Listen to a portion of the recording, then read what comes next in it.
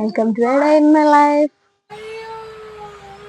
എണീറ്റ വഴി കുറച്ച് വെള്ളം കുടിച്ചു കേട്ടോ. എല്ലാ ദിവസവും രാവിലെ ഞാൻ വെള്ളം കുടിക്കാറുണ്ട്. പിന്നെ അത് കഴിഞ്ഞപ്പോഴത്തേക്കും നമുക്ക് കുറച്ച് തുണിയൊക്കെ അലക്കാനുണ്ടായിരുന്നു. അപ്പോൾ അതെല്ലാം അലക്കാനായിട്ട് വാഷിംഗ് മെഷീനിൽ ഇട്ടു കേട്ടോ. കുറച്ചധികം ഉണ്ടായിരുന്നു കേട്ടോ. നമ്മൾ 2 ആഴ്ചയൊക്കെ കൂടുമ്പോഴാണ് എല്ലാം കൂടി ഒരുമിച്ചിട്ട് അലക്കുന്നത്. അപ്പോൾ വാഷിംഗ് മെഷീനിൽ അത് അലക്കുന്ന ടൈമിൽ നമുക്ക് ബേബിയുടെ തുണി അലക്കാമെന്ന് വെച്ചാൽ ഞാൻ അവയുടെ തുണിയെല്ലാം എടുത്തിട്ട് അത് വാഷ് ചെയ്യാൻ പോയേ. ഇതൊരു സെക്കൻഡ് സാറ്റർഡേ എന്തോ കേട്ടോ. അതുകൊണ്ട് ആൽബിക്കും ലീവാണ്. അതുകൊണ്ട് നമുക്കിത് ഹെയർ കട്ട് ചെയ്യാൻ പോകുന്നൊരു പ്ലാനിട്ടായിരുന്നു കേട്ടോ. അതുകൂടാണ്ട് നമുക്ക് ഒരു കല്യാണമുണ്ട്. കല്യാണമല്ല, മനസ്സമ്മതം കേട്ടോ.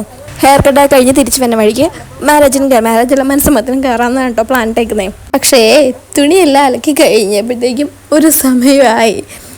പിന്നെ വാവയുടെ തുണിയും എല്ലാ തുണിയും ഉണ്ടായിരുന്നല്ലോ. അപ്പോൾ അതെല്ലാം അലക്കി പിഴിഞ്ഞ് പിരിച്ചൊക്കെ കഴിഞ്ഞപ്പോഴത്തേക്കും അത്യാവശ്യം ടൈമായിരുന്നു.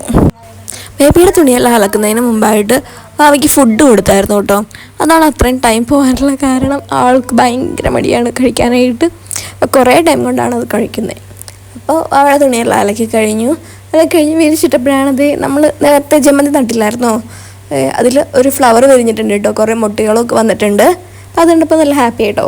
ഇത് യെല്ലോ ആണോ ഓറഞ്ച് ആണോ എന്നറിയാനായിട്ട് ഭയങ്കര ക്യൂരിയോസിറ്റി ഉണ്ടായിരുന്നു. കുറേ ചെടികളിൽ മുട്ട ഇട്ടിട്ടുണ്ട് കേട്ടോ. തുണിയെല്ലാം വിരിച്ചിട്ട് കഴിഞ്ഞ് വന്നിട്ട് ബ്രേക്ക്ഫാസ്റ്റ് കഴിച്ച് രാവിലെ പുട്ടും കടലയായിരുന്നു. പിന്നെ അതിൻ്റെ കൂടെ കാപ്പിയും കഴിച്ചായിരുന്നു.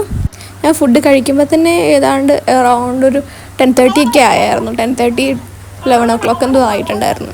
പിന്നെ കുളിച്ച് റെഡിയായി ഇറങ്ങിയപ്പോഴത്തേനും നല്ല ലേറ്റായി. 11:30 11:45 എന്തോ ആയിട്ടുണ്ടായിരുന്നു.